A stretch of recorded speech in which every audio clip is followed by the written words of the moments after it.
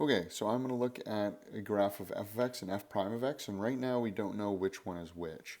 So that's what we're going to try and figure out. And what I always like to do is I like to look for the zeros.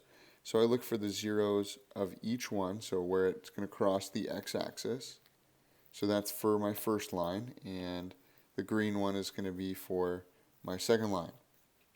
And so I just chose whichever one first. I don't know the exact order yet, but that's just what I do. So now what I do is I look at when it's equal to 0. So if I'm saying I'm looking at this blue line, the one with the blue dots, and I'm going to assume that this is f prime of x. Okay, I always think it's easier to start with f prime of x. If f prime of x is equal to 0, then that means the slope is equal to 0 of the line. Well, if this line kept going, this green one, kept going forever, it looks like it's going to be a very negative slope. So I automatically know that the blue one cannot be f prime. And just to double check, I'm going to go to another spot. So right here with this blue dot, if I go up here, I know that this looks to be like some negative slope here.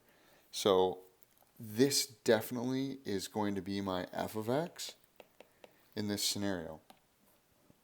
So now look at the green line here, and I do the same thing. I look at these 0 points, and when this one's 0, it looks like the regular f of x has a horizontal tangent line there, which means that the slope is 0. So the first one checks out, and I look at the next one, it's at 0 again, and it looks like it's got another horizontal one there.